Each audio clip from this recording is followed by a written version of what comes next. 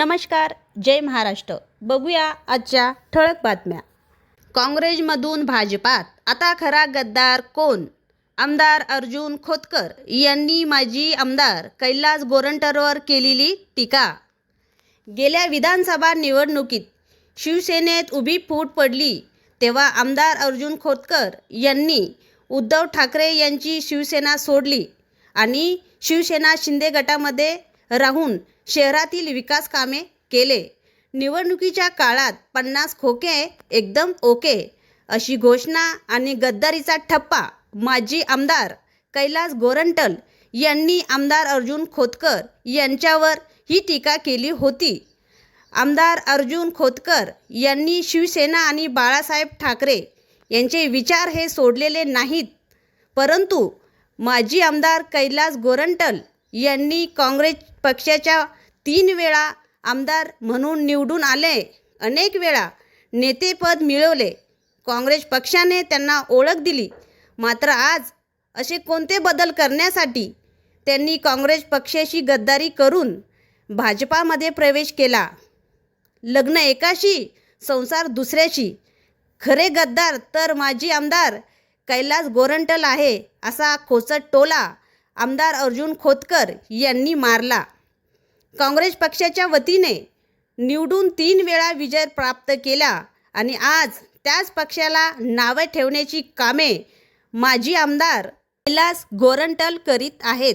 तसेच भाजपात प्रवेश घेणारे माजी नगरसेवक शिवसेनेत होते, नंतर ते काँग्रेसमध्ये आले आणि आता परत भाजपात.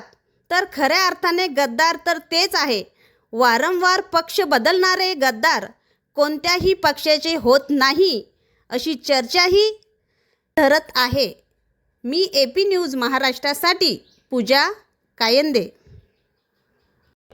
अखेर जालन्याचे माजी आमदार यांचा प्रवेश झाला. खरं तर त्यांना या नवीन वाटचालीला माझ्या शुभेच्छा आहेत. पण तुम्हाला आठवतंय ज्या वेळेस मी स्वतः मूळ शिवसेनेमध्ये प्रवेश केला होता, धनुष्यबाणासोबत राहिलो होतो, त्यावेळेस या महाशयांनी गद्दार म्हणून माझा उल्लेख केला होता. मग खऱ्या अर्थाने आज गद्दार कोण आहे? काँग्रेसने एवढं दिलं त्यांना, एवढी वर्ष आमदारकी दिली, नेतेपद दिलं, तर खऱ्या अर्थाने गद्दारी की कोणी केलेली आहे? त्यामुळं खऱ्या अर्थाने गद्दार तर आता हेच या ठिकाणी आहे. मी बघितलं की यांचे संबंध अगोदर तर या लोकांशी होतेच, ते अनैतिक होते.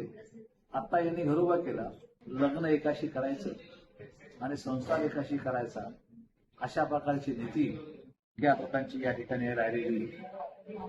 खरं तर याची कल्पना आहे, यांनी प्रवेश काँग्रेसमध्ये काय केला याची कल्पना यांना आहे.